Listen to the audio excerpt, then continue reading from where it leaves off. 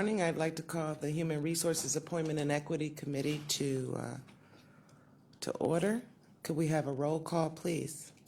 Calling the roll, Ms. Conwell. Here. Mr. Gallagher. Here. Mr. Germana. Mr. Miller. Here. Ms. Brown. Here. We have a quorum. All right. Chrissy, has anyone signed in for public comment related to the agenda? No, Madam Chair, no one has signed in.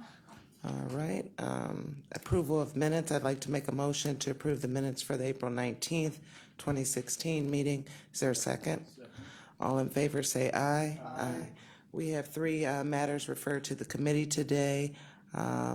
Item B, the gentleman is not here, but we will still hear background from Mr. Glassburn, and there is also a statement at your desk or next to you in regards to Mr. Jeans. Although he is a new appointment, this committee, when it was established back in 2011, knew that sometimes there would be a conflict between individuals that want to really serve on this board, and sometimes things in their life would prevent them. So right off the bat, we gave the opportunity for the individual. We most likely like them to come down, but in those kind of instances, we always allow them to provide a statement, which we have before us today. And so that will cover Mr. Jeans. We have a little miscellaneous business later. We'll have some discussion from Mr. Glassburn in regards to what our next June 7th meeting will focus on. So Chrissy, if you could read the first item into the record, please. Resolution 2016-0082, adopting various changes to the Cuyahoga County non-bargaining classification plan. All right.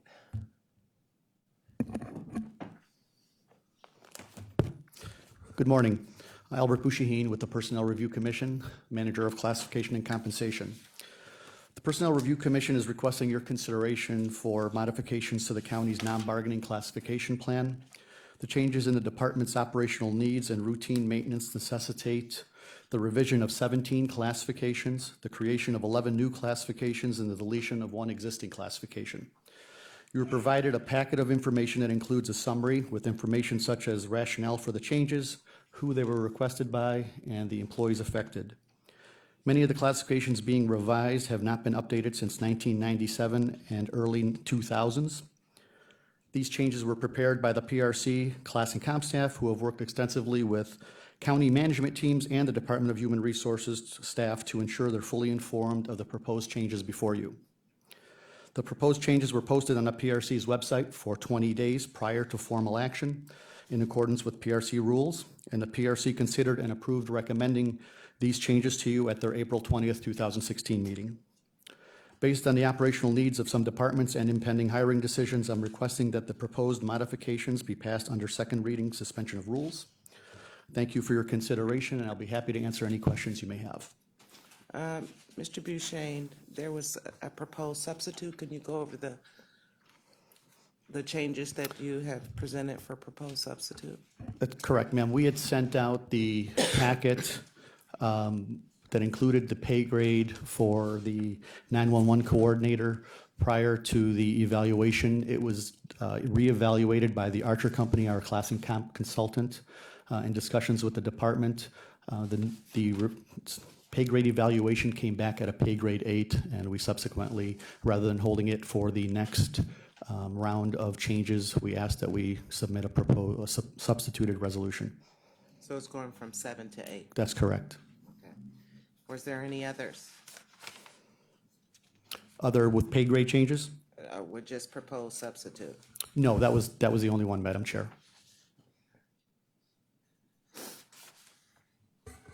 Madam Chair, Yes, Councilman. I'll move the substitute. All right. Is there a second? All in favor of? Yes, Councilman Miller.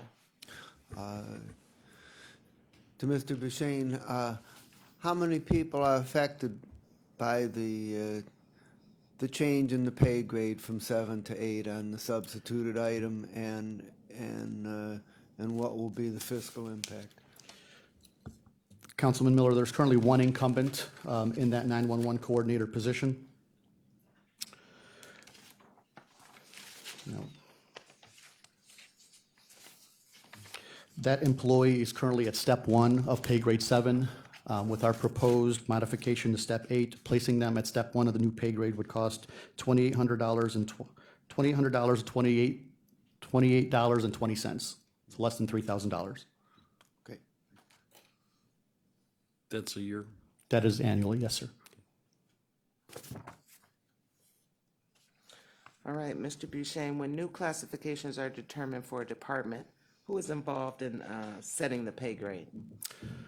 Once the classification is drafted and agreed upon by the Personnel Review Commission and the department directors, they're sent to our class and comp consultant, the Archer Company, who looks at different evaluation factors and aptitudes and recommends a pay grade for that new classification. And do we generally follow that? Yes, there are times when the department may have some questions and want some more understanding, and then we will coordinate a discussion between the consultant, ourselves, and the department. Okay, for the proposed deleted classifications that are listed here from a department, can you share how this process is initiated? Sure, Madam Chairwoman. We have a modification request form that we request gets sent to us from department directors and HR. This request was sent to us from the Department of Human Resources. The Child Support Enforcement Agency reorganized and are not planning to use the support officer supervisor any longer. There are no incumbents, and they saw no reason to keep it active in the class plan, as they have no intent of filling it going forward. Okay, so this is basically for any deleted classifications, modification form is sent in. How long does that process usually take? I Well- guess it depends on the number of classifications that you have. Number of classifications, we're working on the legislative process between the PRC and council. Yes, ma'am. And when job functions are changed for classification, how are the employees notified? Do you know that? Once approved by county council and they become effective, we notify the Department of Human Resources, who then takes any type of appropriate action, such as notifying affected employees of their new classification or pay increase or title change, et cetera. We don't notify the employees directly. We sent the changes approved by council to HR. They communicate with the employees. So that only occurs after we've actually passed it through council? That's correct. And there was 2 exhibits, Exhibit U, which is a kennel manager to administrator, and then Exhibit P, which is in the reverse. So I was just wondering, I always thought an administrator, and I could be wrong, was like over a manager. So just wondering what the rationale for those were. I'm sorry, the kennel manager title changed to animal shelter administrator. That is to be consistent with the industry, this type of industry across different public entities. We did some research, had discussions with department management and the incumbent, and found that the term kennel was somewhat obsolete in the industry and recommended changing the title. And Exhibit P, I'm sorry, what was the name of, what classification was that? P, Emergency Services Administrator. Yes, ma'am. That classification was previously held by the current interim director of public safety, Brandy Carney. That position has been reworked, retooled to reflect the duties of what's going to be called the CCOMS manager. Okay, so I'm confused, because it says change title from CCOMS manager. So the new class title is Emergency Services Administrator? No, Madam Chair. Emergency Services Administrator is being changed to CCOMS manager. Okay.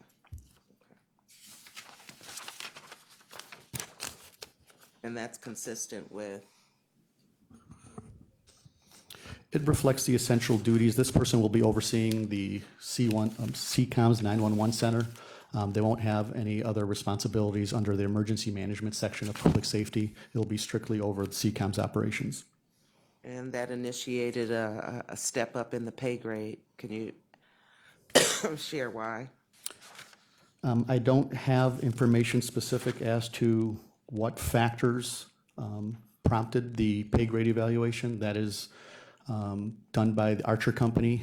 We can certainly request what factors were the impetus for this change, but I don't have that specific information. Again, they used 20 different aptitudes and factors that are all weighted. They all are given point factors, and those points are reflective of the pay grade that they recommend. But as to the specific factors that were the impetus for this upgrade, I do not have that, Madam Chair. And that the CCOM's manager, I'm assuming, would be in the Public Works Department? Public Safety and Justice Services. Any other questions from the committee? Councilman Germana and then Councilwoman Brown. So I just think it might be a couple clerical situations here, but under Exhibit O, Emergency Operations Supervisor, it says change title from Senior CCOM's Operations Supervisor. Isn't it change to? That is correct. It's changed to Senior CCOM's Operations Supervisor. And then Exhibit B, instead of being from, it should be to. Yeah, they're all from. That's what I don't have the exhibits. I only have my summary that were sent to you. I think that's probably where that's probably a clerical issue that I will take care of. Excuse me, Madam Chair. Yes. In the proposed substitute, it has to under those exhibits instead of from. Okay, I was looking at the original, thanks. I thought we corrected those. Yeah. Okay, thank you.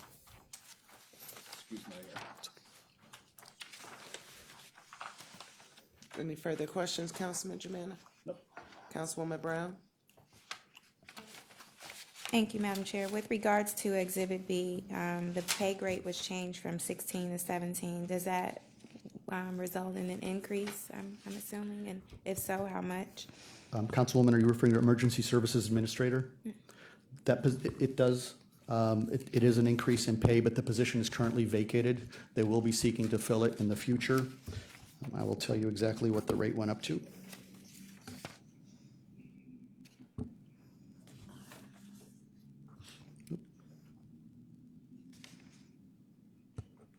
Sorry, I don't have that in front of me, but the position is vacant. They will be posting that in the future, is my understanding, but there's currently nobody that will be affected by this pay grade increase. Okay, I thought you mentioned a Brandy with regards to that. That was her former position that she had vacated from a couple positions ago. Okay. And with regards to that pay grade, there's a 17. What is the highest pay grade? Is that the highest? Madam Chair, Councilwoman, the Schedule A goes up to pay grade 30. 30, okay. And it does that to include the forensic pathologist at the medical examiner and the doctors at the jail, et cetera. Okay, thank you. You're welcome. But most of them go up to 17, correct? Step 17, was that your question, the step or the pay grade? The pay grade, and I think the chairwoman is kind of inside my head because I remember 17 being a steps for people to achieve different pay increases. So 17 is the highest step. There's 30 grades, 1 through 17 in each one of them. okay, all right, thank you. You're welcome. Madam Chair. Miller? And then Councilman Germana. Gallagher. The other Germana. To Germana Jr. Mr. Bushane, how many positions are there in this entire piece of legislation where there are incumbents that are affected by pay level changes? Madam Chair, Councilman Miller, I have a breakdown that I'd be happy to go through with you. The 911 coordinator is going from a pay grade 7 to a pay grade 8. There's one incumbent. The emergency operations supervisor is going from a pay grade 10 to a pay grade 11. There are 2 incumbents. The Emergency Services Administrator is changing in pay grade, but that is vacant. The Environmental Specialist is going from a pay grade 6 down to a pay grade 5. There is one incumbent. The GIS Analyst has 2 incumbents. That's going from a 9B to a 10B. And the GIS Specialist is going from a Schedule A, pay grade 7, to Schedule B, 7B, where there is one incumbent. The Kennel Manager, Animal Shelter Administrator, there is one incumbent. That pay grade is going from a 13 to a 15. And there is one Web Maintenance Technician. That pay grade is going to a 6B from a 4B. And the one that's going from 6 to 5, is that going to result in a pay reduction, and if so, how much? Because of the overlap in the pay grades, there currently is not language in the pay equity ordinance or the policy manuals that speaks to this issue. I believe that issue is going to be dealt with in the proposal that's going to be coming before you with respect to what happens in this type of situation. So that decision actually, or that answer is probably best suited to be answered by the Human Resource Department, whether there'll be a pay reduction or not. What step is the person at?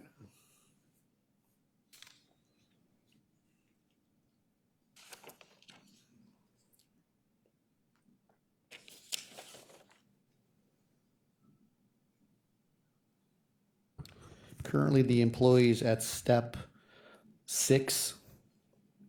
I'm sorry, it's step 1 of pay grade 6. If she were to be moved over to the new pay grade 5, she would be placed at step 4 without any decrease. But again, that's a decision that is HR's as to where they place her, but there is sufficient overlap in the pay grades where it doesn't have to be, but that's based on whatever rules or mechanisms they put into place. And in the cases where the people move to a higher pay grade, do they automatically move to the same step that they are in, or are there some circumstances where they might move from one pay grade at step 4 or 5 and move up to the next one at step 1 and not get any increase in pay? Is any of that being done, or do they get to keep their step?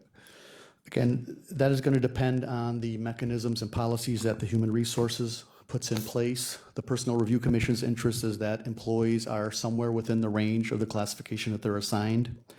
Based on these changes, there are only 2 individuals that would need to be placed at a minimum of step 1 of the new range at a cost of $3,490. Anything beyond that is the purview of the Human Resource Department and any policies and mechanisms that they put into place. Okay, thank you. Councilman Miller, would you like HR to answer that, or do you want to come back to that?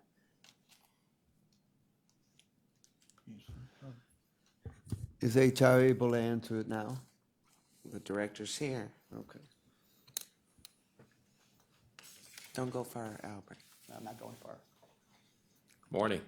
Good morning. State your name. I'm so sorry. Douglas Dykes, Chief Talent Officer, Director of Human Resources. Councilman Miller, to answer your question, it's not a yes or a no answer right now.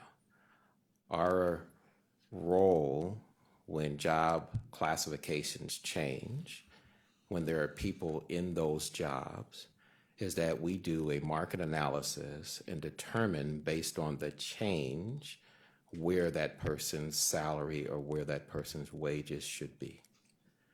And so we couldn't, at this point, say whether that's going to be a decrease or whether we would move them to a particular step, because we would have to do the analysis. And I would say that that's on all of the other jobs too. Just because we move it up to a grade, let's just say a grade higher, that does not necessarily mean that we're going to move it close to that step. Job and classification revisions are as a result of, I used to do this job here. Now I have these responsibilities here. Therefore, my job grade has changed. We, as a good HR practice, we need to look at where is that market value of that job. So moving it to a similar step, or moving it to step one, it was a step one, that doesn't necessarily mean that's going to happen. And that's where the financial impact can be pretty drastic. Madam Chair. Councilman Miller. A follow-up question. Would this decision be based solely on the job characteristics and the market analysis, or would the particular employee's amount of experience and performance record also be a factor? That's all a consideration, yes, to answer your That would question. also be a factor? Yes. Okay, thank you. Councilman Gallagher. So can I deduce from what you're saying is that these changes, really, there's no factor as far as budgetary impact right now? I would say that the PRC did do a budget analysis based on their philosophy of moving it to the closest step of the new grade. Philosophy being one thing, but reality being the other. That's not reality. The budget Albert, impact could what- be significantly more. How long have we been working on these? These particular, some of them probably 6 months, if not more. Months ago, we did the budget. Was any of this factored in for our budget? Which, as we can all remember, was very, very tight, and there's no wiggle room. And indeed, if we pass these, we're talking about quite possibly a substantial increase in pay with the movement of the employees from grade to grade. How do we do that when we don't have any money? Or were these dollars, potential dollars, factored into the existing budget? To answer your question, Councilman, although some of these changes had been in process for up to possibly 6 months, we just probably within the last month or two received the pay grade evaluations, as that's the last step in the process. Once we come to a finality on the language and the classifications, then we send them on to Archer for evaluation. So as far as knowing what the possible budget impact may be, we probably only received that within the last 45 days. Aren't we putting ourselves at risk by publicly coming forward with these recommendations, but not necessarily having the proper finances to support these changes? Again, Madam Chair to Councilman Gallagher, the PRC's interest is that employees are within the pay range that they're assigned. The cost of these changes to do that would be under $3,500. The other cost factors that Director Dykes had mentioned is going to depend on what philosophy, what mechanisms, what policies HR puts in place as to where, if any place, they move them to. Well, if I hear the director correctly, you're going on philosophy, he's going on reality. And I ask again, are we not putting ourselves in a peculiar position by making these recommendations when we don't have any money, be it $3,500 or $35,000? It seems odd to me that you're making a recommendation from over here and suggesting that they pay over here, and they paying over here don't have any money. There's no wiggle room in this budget, and that's my concern. Why wouldn't we wait to collectively grab all of these throughout the year, wait till the budget period or the midterm budget period to suggest all of these changes? Why are we piecemealing it right now? Obviously, there isn't a timeline here where we have to move on these. So why are we putting ourselves at mid-range budget time right now in a position where we don't have any money to budget? It seems peculiar to me that we're creating a situation for ourselves that in the end is a lose-lose for the administration, not necessarily the employee. And I don't want to hold the employee up, but aren't you suggesting something that HR can't do or potentially can't do financially? Councilman, if I think it should be noted that of the 17 revised classifications, 10 of them are a part of routine maintenance that the PRC is mandated by charter to perform. 3 of them have been requested by department directors, who in our eyes are representatives of the administration. Three of them are requested by the department directors and HR jointly, and 1 was a result of a job audit. Of the 11 new classifications requested, 2 were part of routine maintenance. 3 were requests from the department, were a joint effort between the department and the PRC. 4 were requests from the department and HR jointly, and 2 were direct requests from the department directors. So you make an excellent point, valid point, but I think it goes without saying that it should be noted that the departments themselves, meaning the administration, are requesting these changes from the PRC. So can I deduce from that these directors are comfortable with the existing budgets that they have and they will not be going over what we gave them? Because some of these are brand-new jobs. So the answer, quite honestly, is no, they're not. Unless they've lost a position or they can move some money here. I'm not comfortable moving forward with any of this without knowing the financial impact. And that's the shot in the dark here for me. Honestly, I don't think in my position I can move forward on this without being comfortable that not just the directors, but you and HR can tell me, yes, this is within the budget. And I'm not hearing that. I also want to point out, Madam Chair, that of these newly created positions that are vacant, the fiscal impact can be 0. No one, the administration they're the ones that approve the hiring. So if they don't fill these positions, the impact is 0. Well, who's telling me that? You're going on philosophy, he's going on reality, and I'm trying to stick with the numbers. I'm not getting that answer. So is there a way? Maybe there isn't a way. This seems to be, people aren't talking here. Is there a way that you and HR can tell us the exact dollar figure? So in essence, we don't in some way pierce the budget as is? I mean, is there a way to make us comfortable and knowledgeable in the fact that the existing budget will not be overdrawn with these moves? And this just doesn't go for now. I mean, going forward, I've always wondered that, are we putting ourselves at risk? And now that this is public, are these employees in a position, if we hold this off for a budgetary review, hey, you owe us money because you didn't move on this? Councilman, and that will happen in instances where these are a result of job audits, where employees have requested the audits themselves, which they have a legal right to, and have gone through the appeal process. We can do which we can do as you suggested. But we do put ourselves at some sort of risk and liability if there's back pay to be awarded, if the pay grade does end up going up. I'm still stuck on, can I be comfortable in knowing that we're not overshooting the budget? And I'm not hearing that. And I'm not blaming you, you're only doing your job, but my concern is the timing of you presenting this to us with HR telling me they think it's gonna be higher, you think it could be 0, but there's somewhere in the middle or on both extremes that's gonna be true. And on one extreme, I'm over budget. On the other extreme, I'm at 0. And even in the middle, I can potentially be over budget. I don't have that money. We don't have that money. Or do I have the directors come in here and tell me, I've got the money? I just don't know if I can vote on this, is my point. Understand. Director Dykes?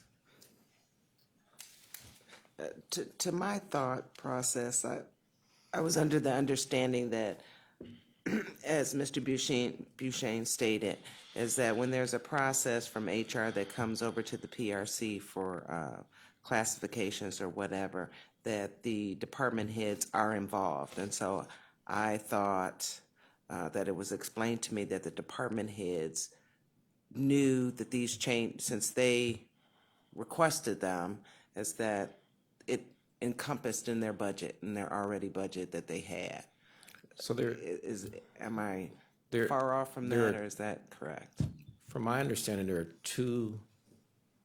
two groups of changes here. The first are the maintenance of the classification, which the PRC sends out the CPQs, comprehensive position audit forms, and says,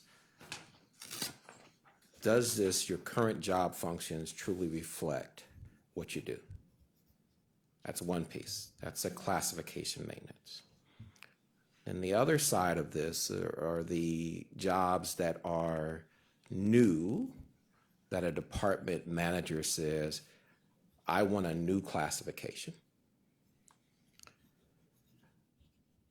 To answer your question more specifically, we'll go to those new classifications. And I would say, yes, the department heads are involved, but the budget analysis was not done. Because the only way you can do a budget analysis when it comes to what is the market paying for these jobs is if you go through the PRC and they do an actual analysis, not just moving it from one step to a similar step in a different at a different level, or you go through HR where we do the actual analysis to see what the market value is paying, to see what other government entities are paying. Madam Chair. That has not been done. Councilman? So these requests for the new jobs are coming through the administration via the directors. They are, Why aren't these directors here telling me that they have money in their budget for this? Or can you speak for them and say, yes, they do? I cannot speak for them, but Okay. I will tell you that the new positions, from my vantage point and from everything that I've learned in my last 4 months, they did not consider the budget impact because they don't have the numbers. No one's So- done the analysis. So you've answered my question. We can't possibly go forward with this without knowing the dollar figure that's going to impact the budget. We can't possibly do it, or we're not doing our job.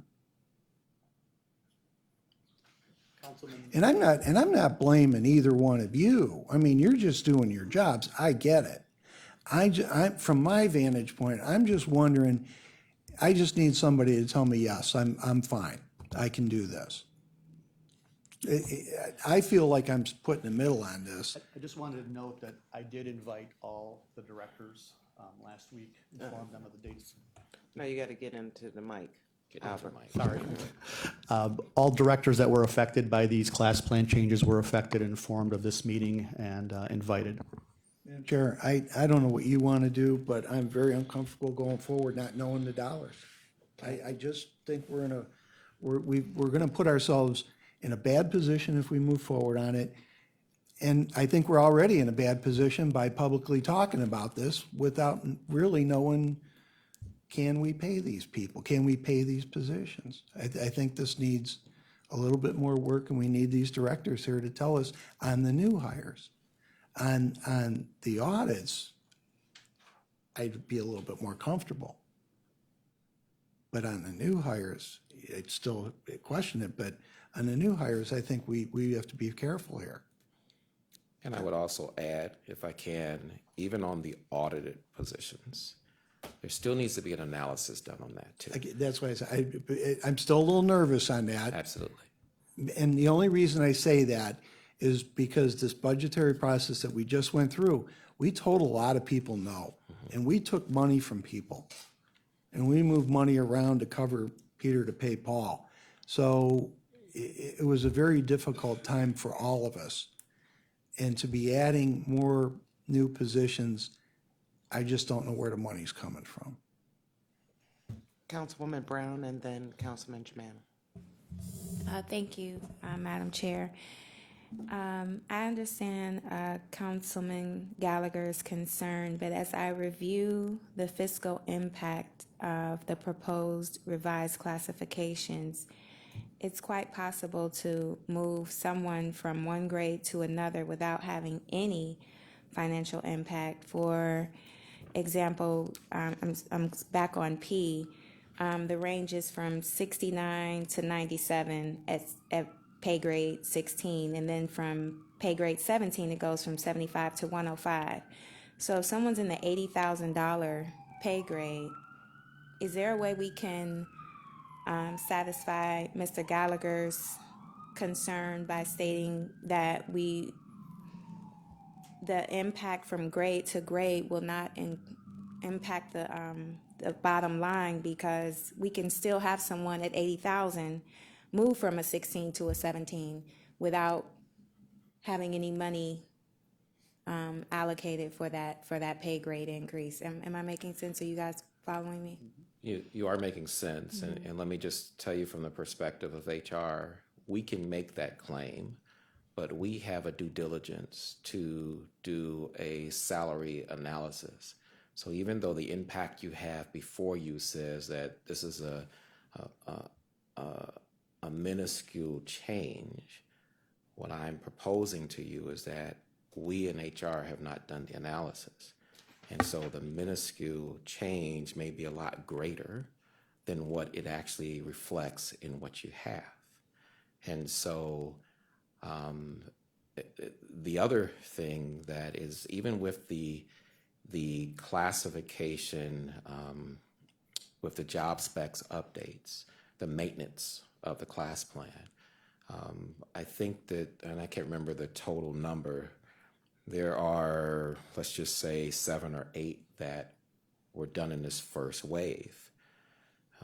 My last count from my staff members is that there are a total of between 300 to almost 400 unique job titles under the classification plan. So this is just the first wave. And so the second wave would add more dollars. The third, the fourth would add even more dollars to it. And so the one thing I will say is that the PRC and HR, we have met recently to try to work on a plan of how do we cost these things out and where we're both comfortable on it. But at this time, I don't have those figures now. So to answer your question more directly, I can't sit here and say that what you have before you will be the actual difference in salary.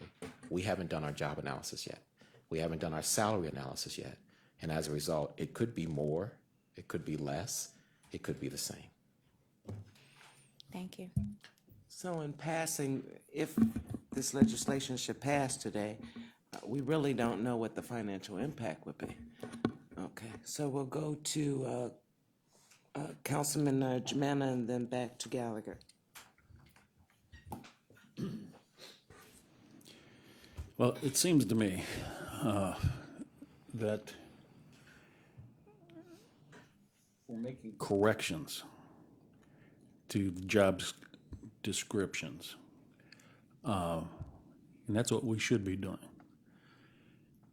And, you know, that's number one.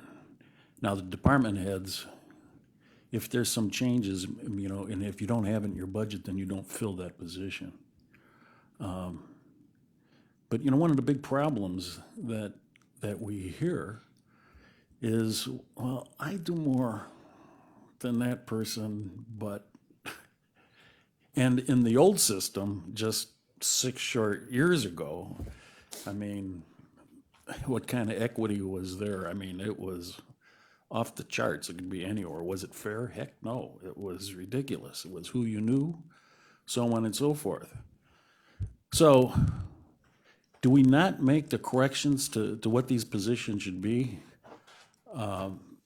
It's up to the administration to work with the corrections, and I don't see us as forcing budget changes, because you still have to manage all those different positions. You know, I'm reminded when, as a parent, I have an older daughter, a younger son, and all of a sudden I changed the allowance, And my son's 43 years old, and every once in a while, he brings up to me when I changed what the allowance was, that he thought was unfair, because it happened to be a cut. But as management, I only had so much money to go around. So I think you have to make corrections. I think it's important for us to make corrections. And the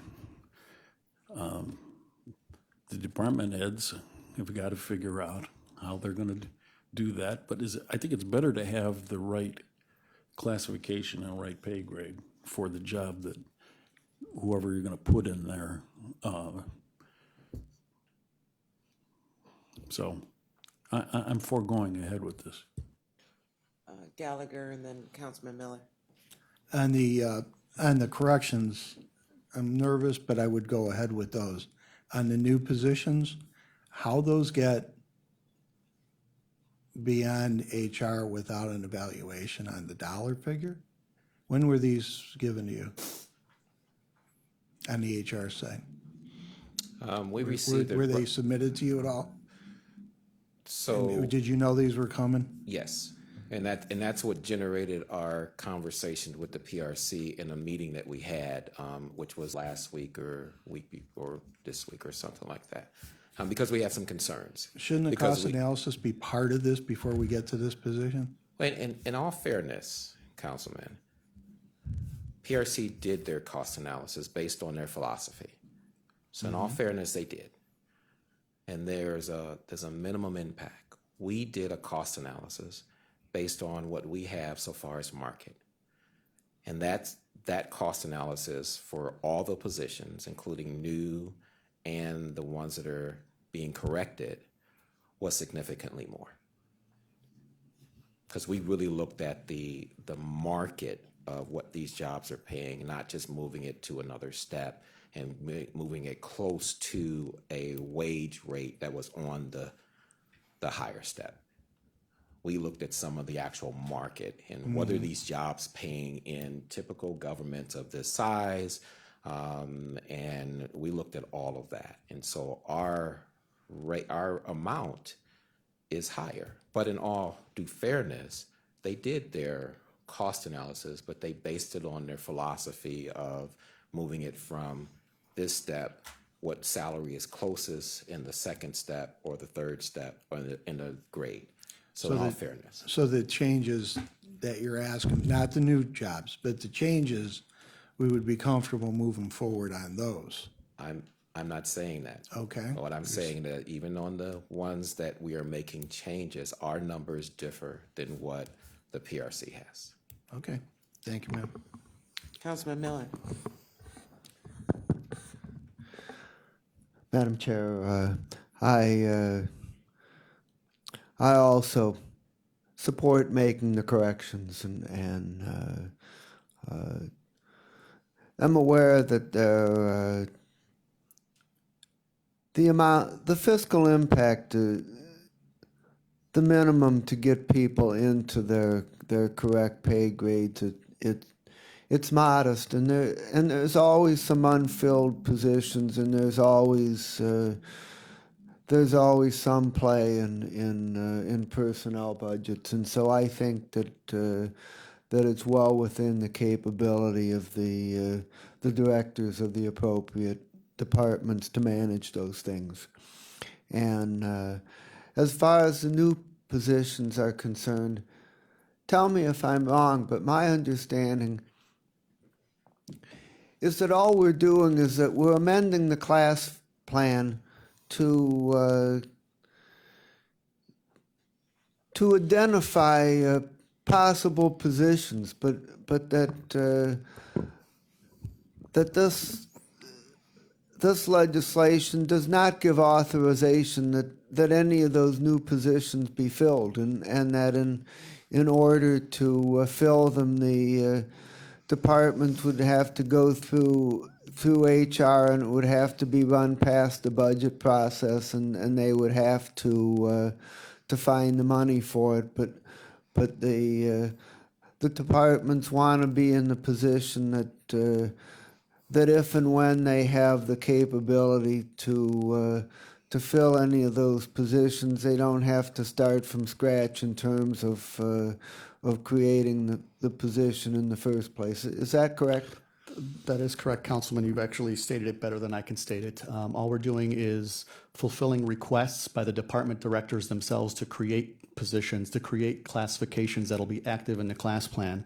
When they choose to fill them will be between them, their budgets, HR, OBM, et cetera.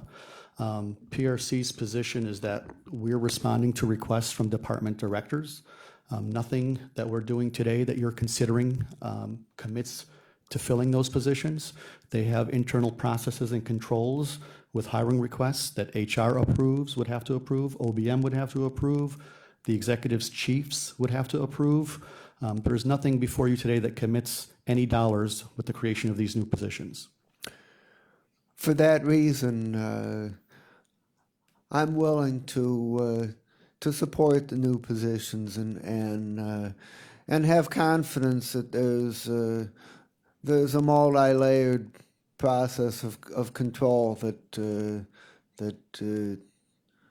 the administration will exercise and make sure that these positions are not filled unless we have the financial resources and it's needed.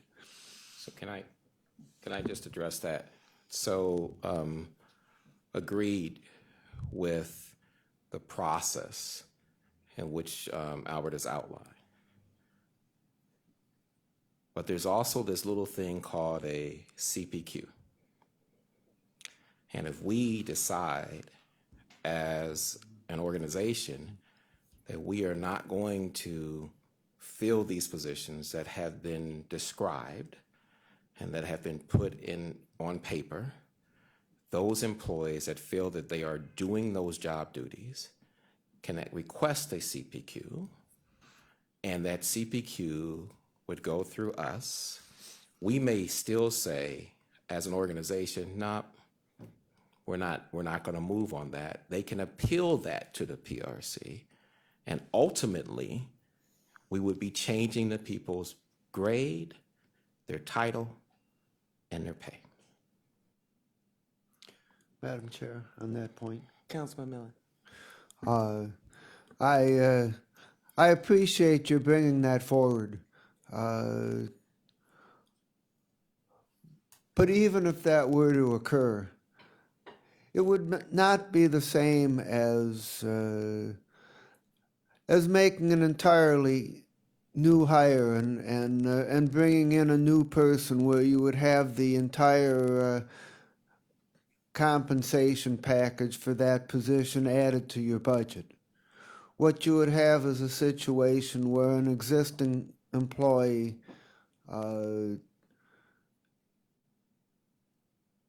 would have their pay grade changed to that position, presumably with some increase in pay and compensation. Is that correct?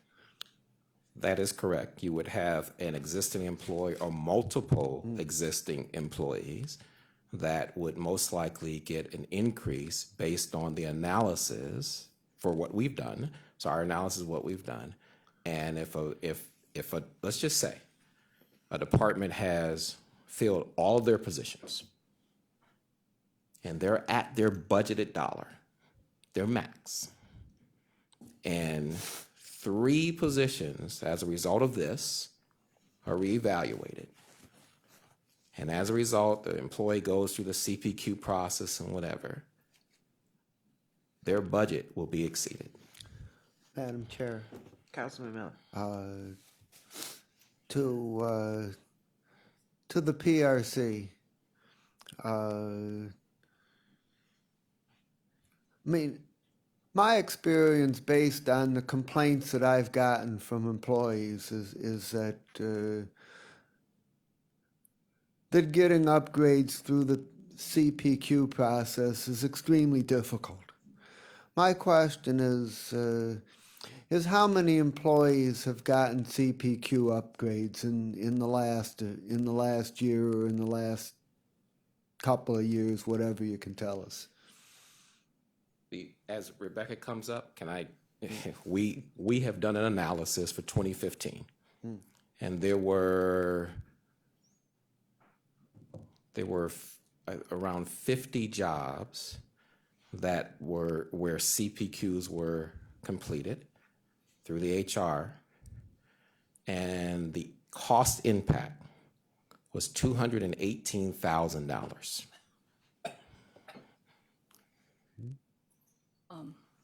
Thank you for the opportunity to speak. Through the State your name, please. Rebecca Kupczynski, Director of the PRC. Through the chairwoman to the councilman. Mr. Dyke's response is correct in that the CPQ process is something the HR or the PRC has nothing to do with. Unless it's appealed, we don't get into that.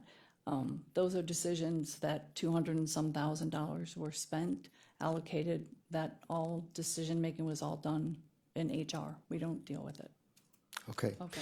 And Madam Chair, Director, final question. The new positions that that are in this class plan legislation, to what extent are there positions that are unique and different, and that there isn't anybody that would be currently employed that could even faintly claim that they perform those duties, or to what extent are they positions where that could occur? Albert can speak to this in more detail, but I can tell you that my understanding of the overall process is that this is driven by departmental needs. For example, in the medical examiner's office, they have a particular need for forensic type people, and that is what has driven these requests for these changes. And again, I do want to take advantage of this opportunity to point out that there is a very defined process for filling positions that the HR department follows that requires approval of HR, the OBM division of the fiscal office, and their chiefs. So the creation of the class plan, as far as the PRC is concerned, does not necessarily have any fiscal impact until the county decides to go through that process of approvals, and the department head has played a role in assessing whether or not that impact is something they can absorb. Okay. Okay, thank you. Councilman Germana.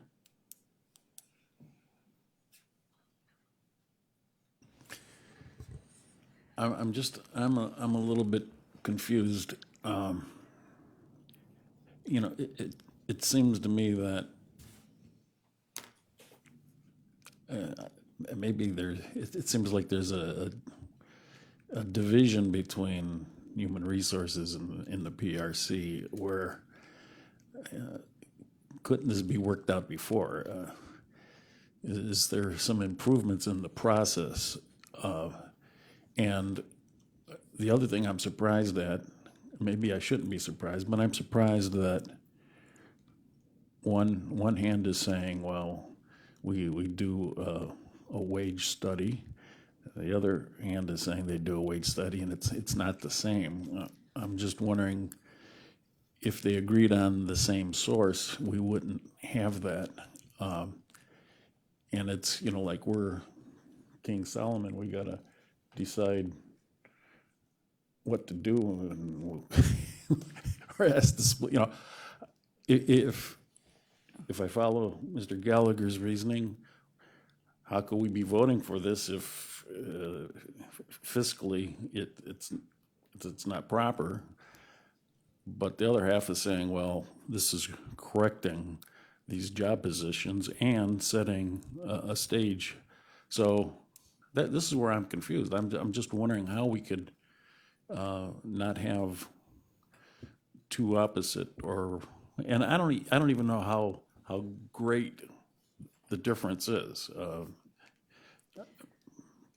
But 218,000 seems like a substantial amount of money. I'm just wondering if we could improve the system somehow. If I can clarify, hopefully I can shed some light on this.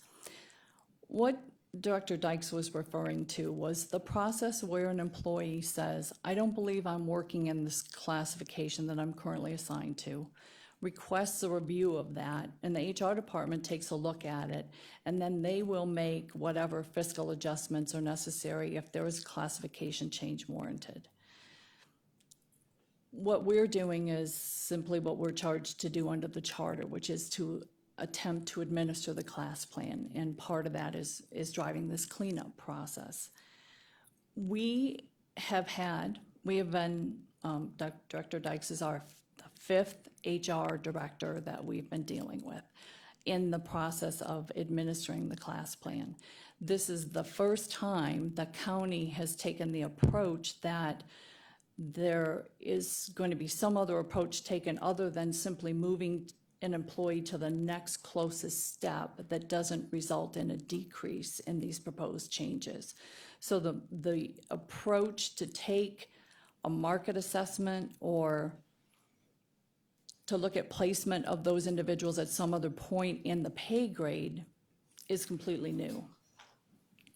The PRC has worked with the HR department consistently since we started this work a year ago, and they have been involved in the multiple changes that we have brought before you. This is not the first proposed set of changes regarding the class plan cleanup that we've brought before you. This is the first time that the HR department has reached out and said, we think there needs to be some analysis around the fiscal impact of this. And prior to that, the PRC has not been asked or been involved with assessing the fiscal impact of these changes. Whether we should have or we shouldn't have been, we weren't, and that was, driven largely by the intentions of the prior HR directors. So we're rolling with a new wave of thinking at this point. We recognize that there's a fiscal impact to this work. We're not insensitive to that. It's simply that this has not been part of the dialogue in the past.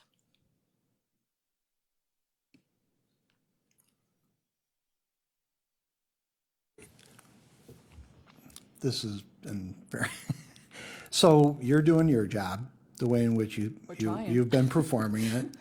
They're doing their job, but now we're concerned about the costs. You're not concerned about the costs, you're just doing what you're supposed to do. I don't want to reflect that the PRC isn't concerned about the costs, but we have not been afforded the opportunity to be part of the dialogue before about the fiscal impact. Right, and what Mr. German is saying, and I think what I'm saying is, maybe that needs to occur before we get to this point going forward, because regardless of what anyone thinks, I have to look at HR, who's staring me directly in my face saying, Gallagher, I can't tell you we have the money for this. But but because I think we're in public, I think we put ourselves at risk. These employees having a right to move forward, stating, I'm already doing this job. I don't care if you classify it, you make it up, you've talked about it, you've revealed it, and I am the 911 director, and I'm going to CPQ it, and I'm going to get it, and I don't care if you have the money, and I wouldn't blame them. I'm not sure I would either. I think Absolutely. the PRC's responsibility is to make sure that the classifications in the class plan reflect the work that's being done at the county. And to your point, I was an employee. The chairwoman was an employee. Believe me, employees know what's going on, and I'm pro-employee. But I'm now in a position where I have to be responsible for the fiscal situation that we're putting ourselves in. And right now, I cannot move forward on this, regardless of the circumstances, I'm not going to vote for this. I can't. I think I'm going against the oath that I took, that I cannot vote for this until I know those numbers, because we're putting the county at risk, or at least budgets being blown, because we're learning a lesson here today. I think we're all finding something out we really didn't discuss before. So. And I appreciate the point, and I don't dispute it at all. I will just tell you that the PRC has not been asked in the past. I don't to play blame this you. role. I don't blame We're happy to HR. move forward with that expectation. It just We're was never in- clarified to us. We're in new waters, and I get it. But from my position, I can't vote. I can't move forward on this as is. I might be able to move forward on the changes, but even then, am I going against what I just said? and the HR director is telling me yes. So I can't move on this until I know the numbers and those directors come here and testify, we have the money in our budget. This is kind of like the hospital. I see, you know, when I was there dealing with some family issues, you know, some serious issues. There's the administration part for the hospital, and then there's the doctors. And I remember asking a financial question to the doctors, and they're like, we're about patient care. We do not concern ourselves with the fiscal responsibilities. So I see PRC as being the patient care and HR being the administration. So those things do happen. So what we have to decide is how are we going to be able to connect that. And I know the directors, we've been doing this since 2011, and the directors, you know, they'll charge you with what you're supposed to do, you carry it out, and then that's how it's rolled. I don't know how it's, maybe Mr. Morales could shed some light on why it was never, this point was never brought up before in the past.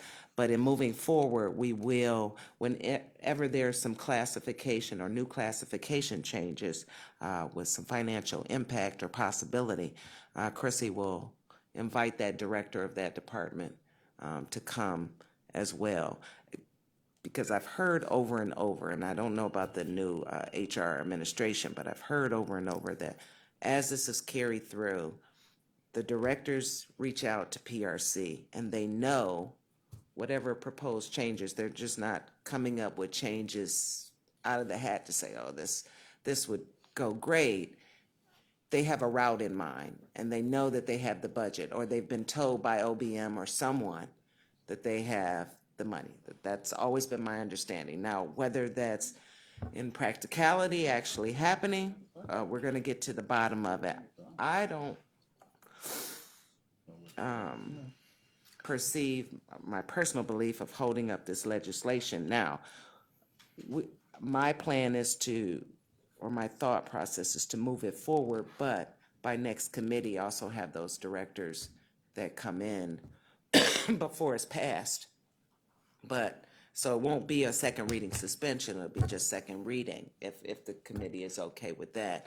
And then be able to bring those directors in, and before we do any final vote, we'll know if we want to move forward with that. That way the process won't be held up if we get the answer that we're looking for. Is the administration okay with that? Madam Chair. Councilman Germano. You know, we've had good counsel from Mr. Morales. I'd like to hear what his opinion is about everything we've just talked about. Good morning, council, members of council. Ed Morales for Human Resources. With regard to the changes that have been proposed, I agree that it is necessary to do a more thorough fiscal analysis of the fiscal impact of the proposed changes. There are the code and how we live with the Civil Service Code of the county impacts on how these changes would be implemented. There are some changes that we're going to be proposing to the Civil Service Code, and this is one area that the PRC and the Department of Human Resources have worked closely together on, and I think we're in agreement about changes that we're proposing to the code. But until those changes are enacted, the current code requires that if an employee is reclassified, not only is it a matter of good human resources practice, as Chief Talent Officer Dykes pointed out, we would engage in this analysis of the proper salary, but in fact, it is a requirement of the code that for a reclassification where we think that someone is improperly classified, if we were to change their classification as a result of these changes, we are required to do that analysis currently. And so there is potentially a significant financial impact just based on the requirements of our code and having to do this analysis, and it's a step analysis. So moving people within the grade from step 2 to step 5 potentially, or whatever it would be, that would add additional cost, and that also would be a matter that would end up in litigation, either in the courts or at the PRC. I believe that would be an appealable event. And so that would be an issue that would be in dispute. So to say that the that the PRC makes these changes, but then HR implements them, well, that is true, but we also have to implement them as required by the county's law. And our law requires currently that we do this analysis, and that's going to significantly add to the cost of the proposed changes. And I don't think that those costs have been included in whatever calculations have been made by the Personnel Review Commission. I think that the costs actually are far more substantial than what's been presented to you as the possible outcome. And it's not a matter of HR being able just to not take an action. We're currently required to take an action. And whatever action we take is going to be subject to review.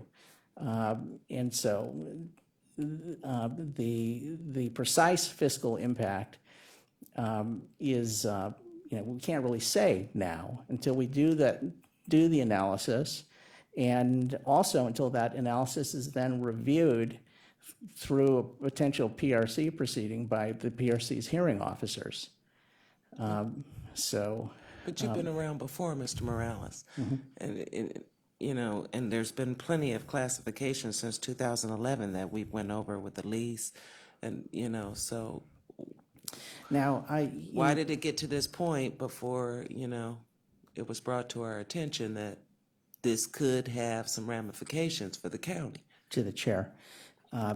In my prior position, I was heavily involved in doing other things and not focused on the activities of the PRC. Let me say that first. But my understanding of this initiative with regards to the maintenance of the class plan and the reassignment of classifications to different pay grades, that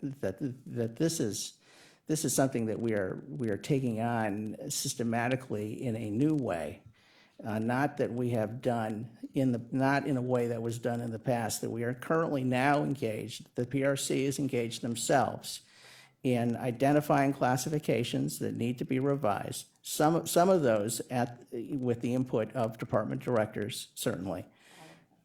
Is it all? All of it. Okay. I thought that the PRC was going to be engaging in a systematic process of maintenance. Without the director's involvement. All right. They sign off once everything is done, the directors. Okay. Initiation comes from the PRC. But that, in any event, that the assignment of of higher pay grades to new classifications is not something we've done a lot of in the past, to my knowledge. So if I'm one of the 5 directors that the executive director spoke to, I don't recall that occurring when I was serving as interim. So that's the only response that I can give you. All right, here. We have to move on. Councilman Germana. I'm concerned about holding this up, in particular to the forensic people that the medical examiner needs. We just watching the news last night about the crisis.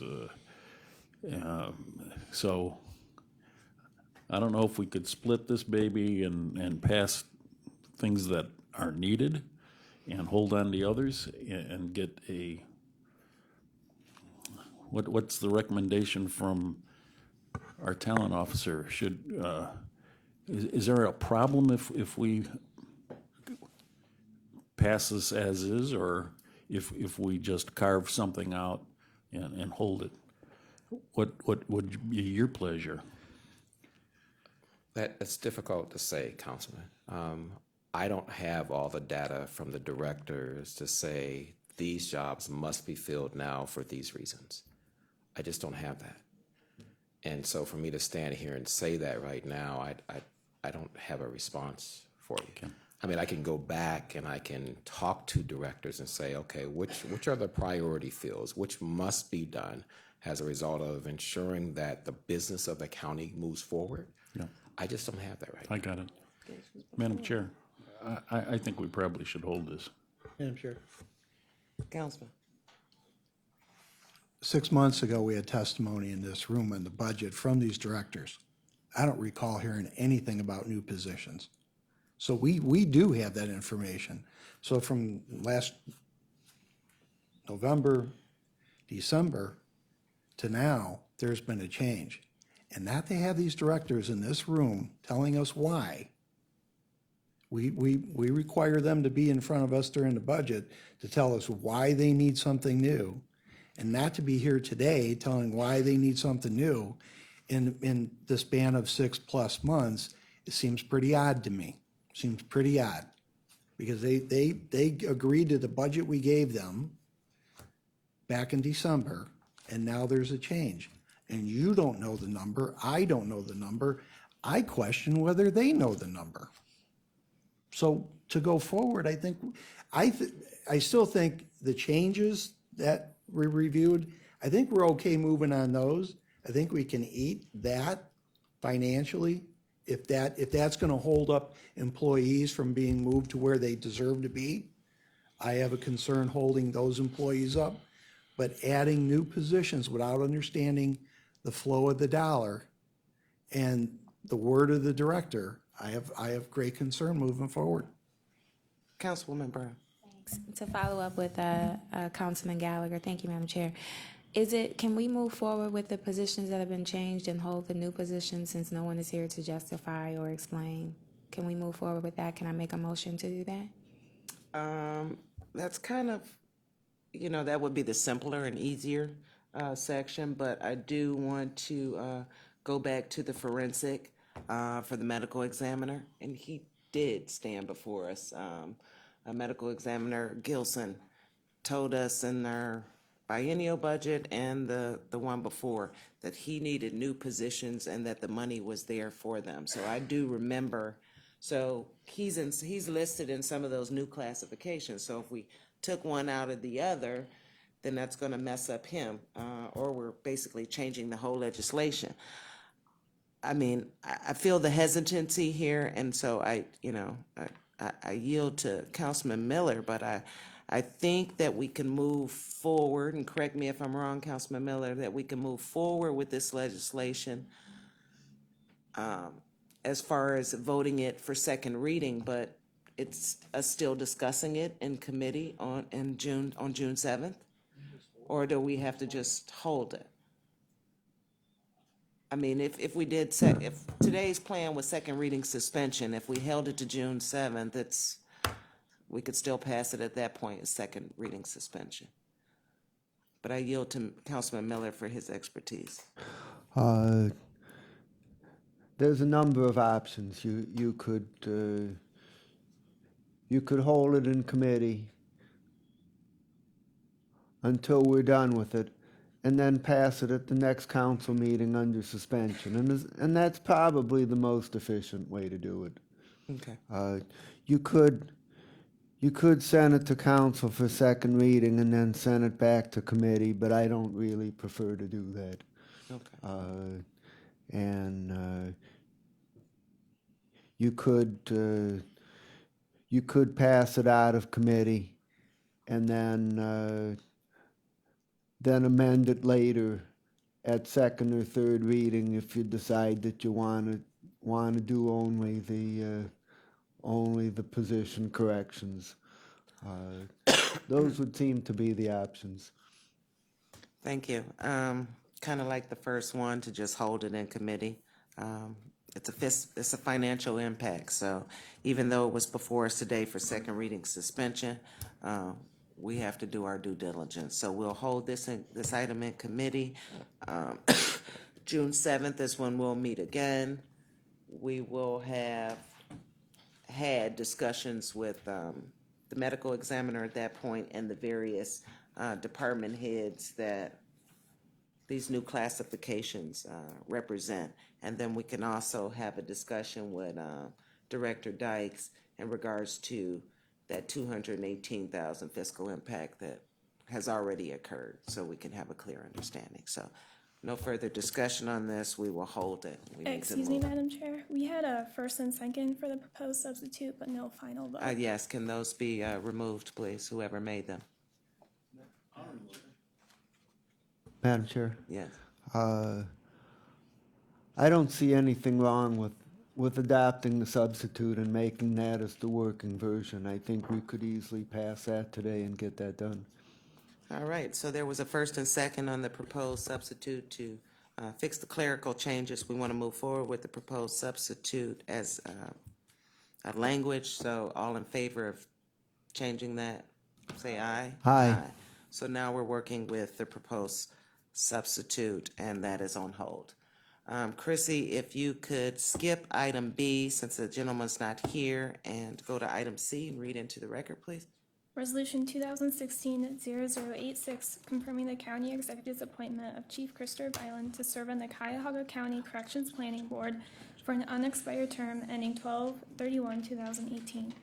All right, Mr. Glassburn, if you could please give us a background on the County Corrections Planning Board, please.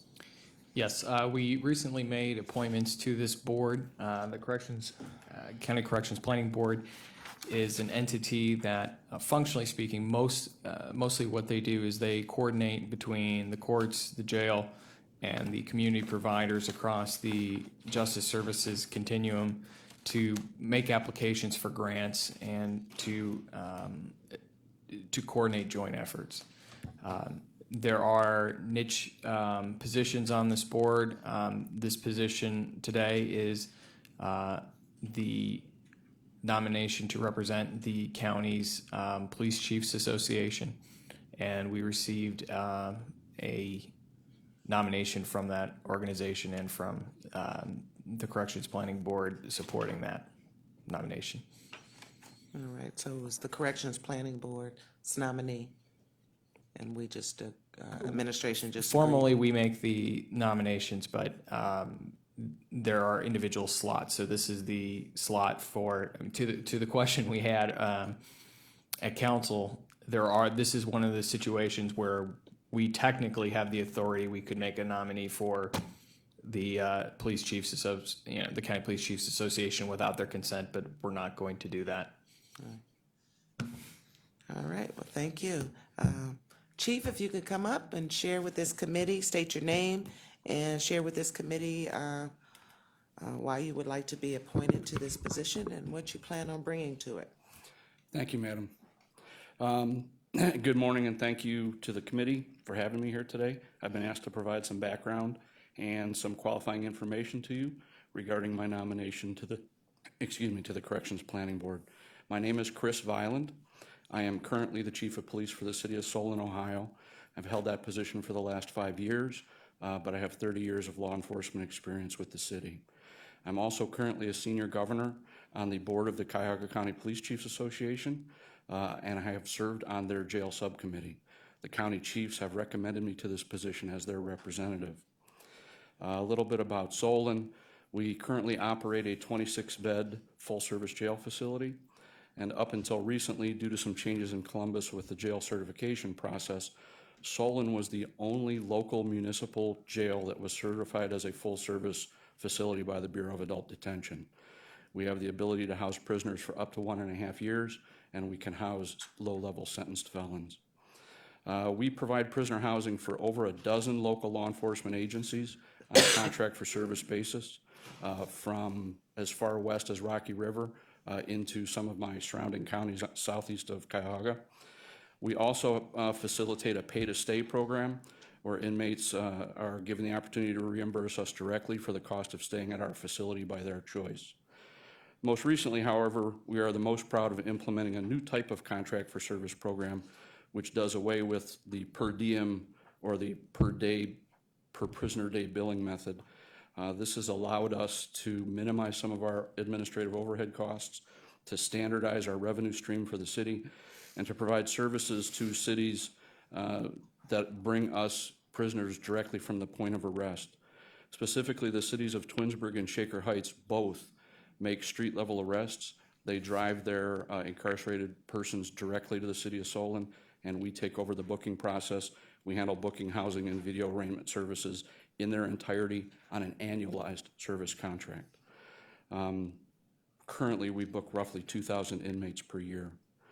I feel that my experiences in local law enforcement and corrections, as well as the fact that I have served as a state-certified Corrections Academy instructor, and I don't often admit this in public, but I am also a licensed attorney in the state of Ohio, may bring some value to the position, and I'd very much like to provide additional public services through the county if you would allow that. Thank you very much. All right. Thank you, Chief. Violin, right? Yes, ma'am. We have to apologize. We didn't know that. I would have put it at the end if I knew it was going to be such a vigorous conversation. But so I do apologize because we would have put you first.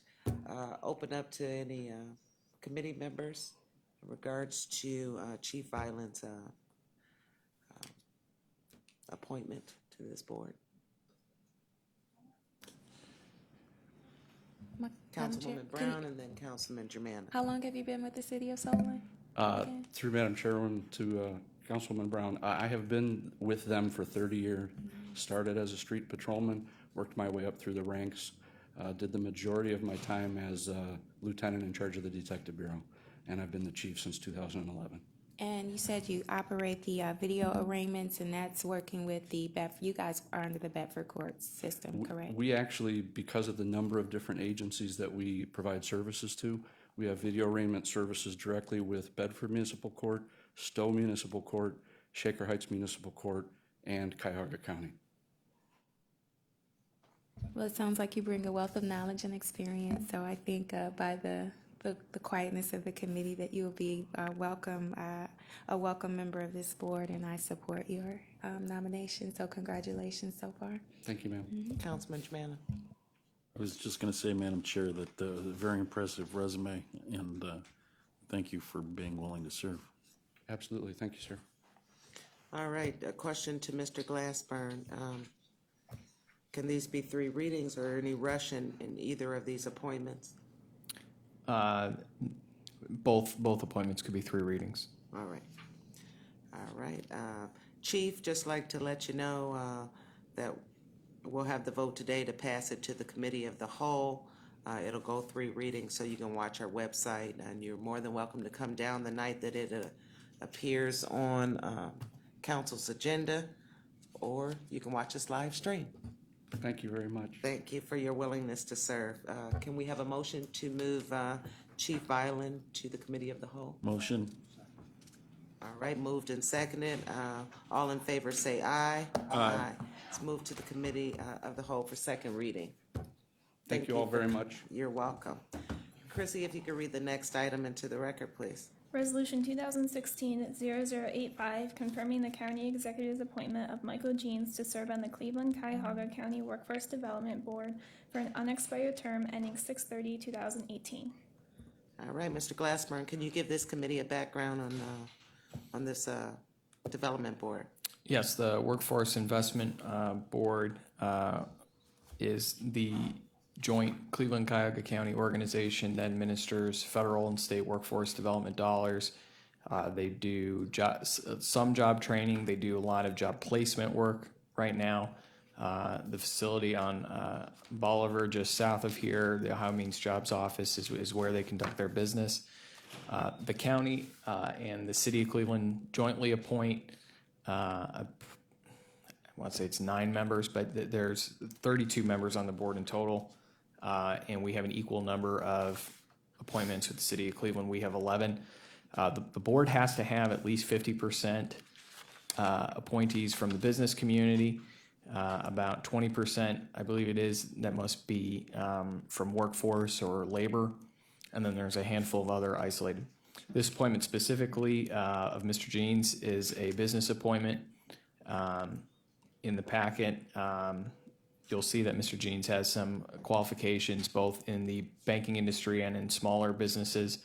It's the executive's goal to have the Workforce Development Board to increasingly be providing more support to placement in smaller businesses as well as on-job training. We feel that Mr. Jeans would be an excellent addition on both of those fronts.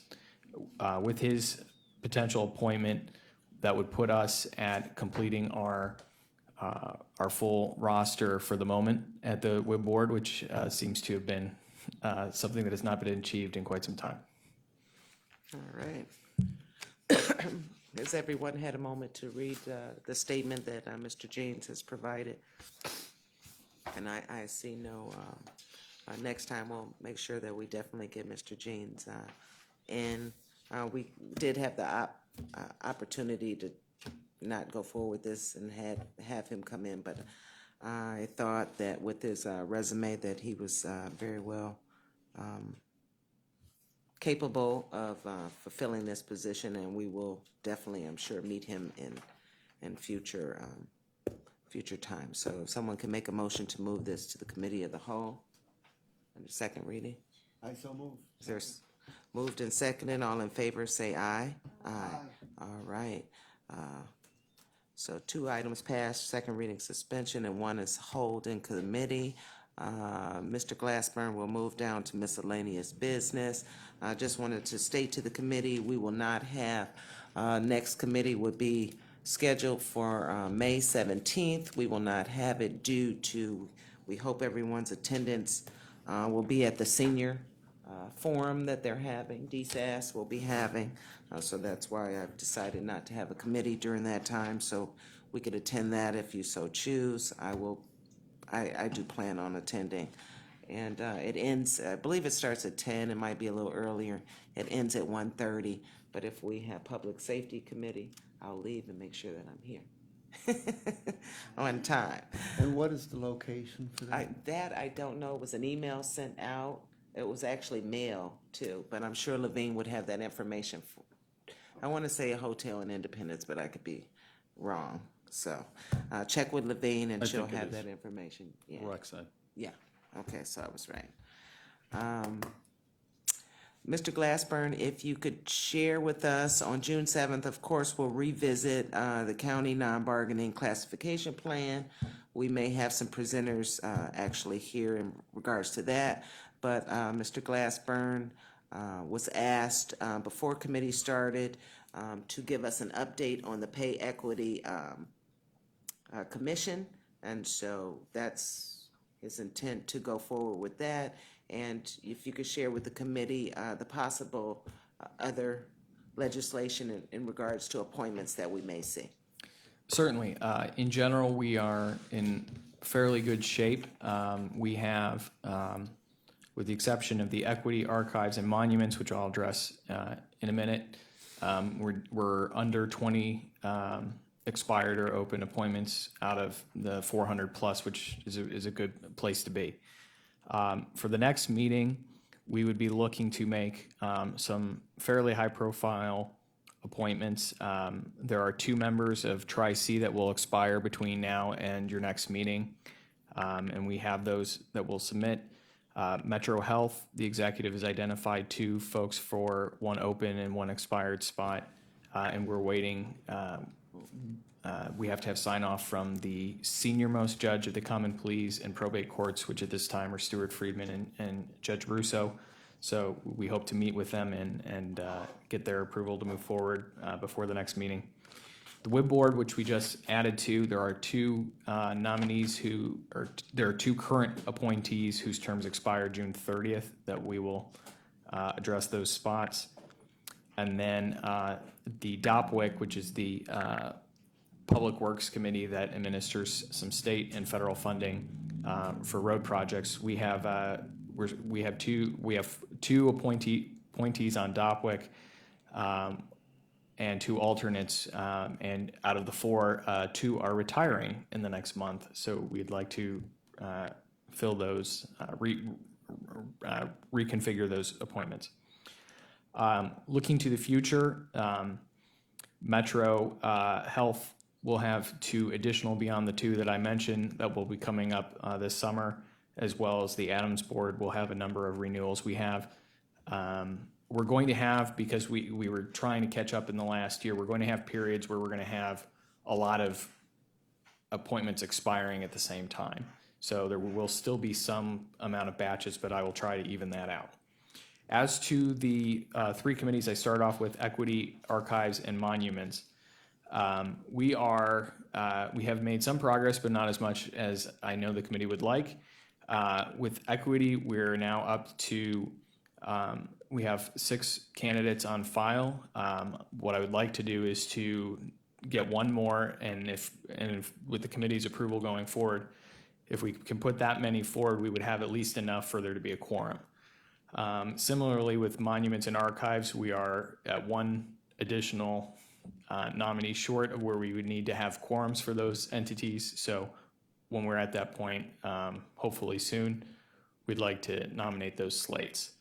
The last committee I'll address is that with the charter change in the November election, the audit committee moved from having 3 between the executive and council internal appointments and 2 residents to having 1 council representative and 4 residents.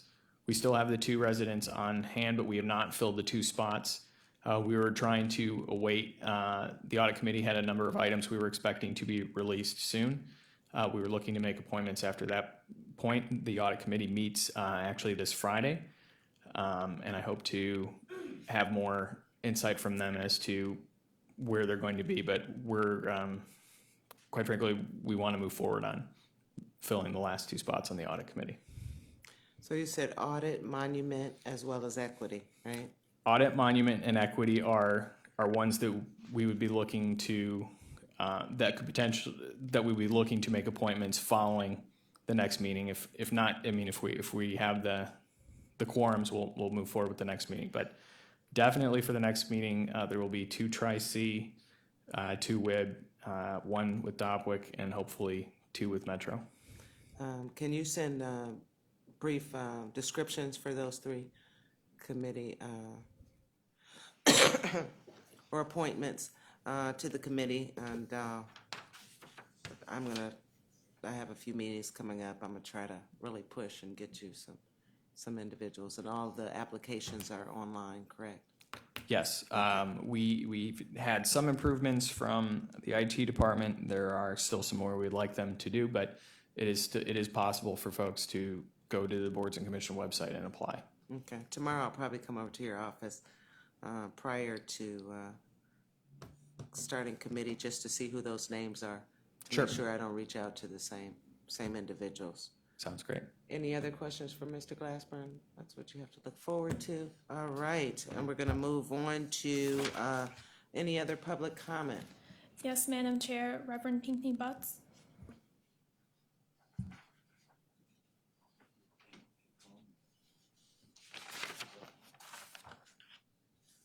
Good afternoon. Good morning, good afternoon. For your agenda item, I want, when I've come here before to say that I don't want people to be appointed to positions in the county, it's not just from my personal experience, it's from professional.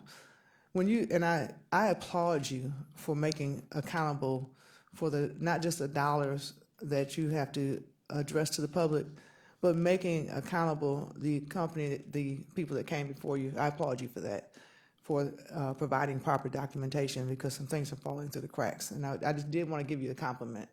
And that's how we started out initially. I don't know where we went off in another zone somewhere on this page. But I did want to compliment you on that agenda item. And I pray that you get what you need done.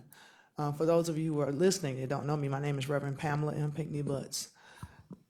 And for the non-agenda item, I wanted to just go back, since this is human resources, to say why I disagree with some of the people that you have been agreeing to reappoint or even appoint. One of the reasons that I totally disagree with Thomas Pristo being over health and over the agency that you have put him over is for personal as well as professional reasons. I'm suing him currently because the Department of Children and Family Services operates in a very racist fashion, and it targets and discriminates against people of color, such as African Americans, Native Americans, multiracial Americans, and women. And no one wants to correct them or challenge them, or even on the books, on the money that's spent. When they make mistakes, no one makes them responsible and accountable for their mistakes. When they do things intentionally, no one makes them responsible. I speak both on a personal perspective as well as professional one. I sit up and I look at how many people's homes are just torn apart, and no real efforts are made to correct that. And I've made multiple efforts ever since I've had my disagreement with James McCafferty to meet with every director of the Department of Children and Family Services and those directors, and not one of them will sit down at the table with me. I don't know if they heard something about me, but professional is professional. I disagree with the Inspector General. He calls me to a meeting to insult me. And that's not what we're down here for. We're supposed to be building a county and a nation. Not having me come down here for people to see me on camera and call me into a meeting to harass me. Please reconsider some of the things that you've been doing, and thank you for your time. Thank you. Meeting adjourned.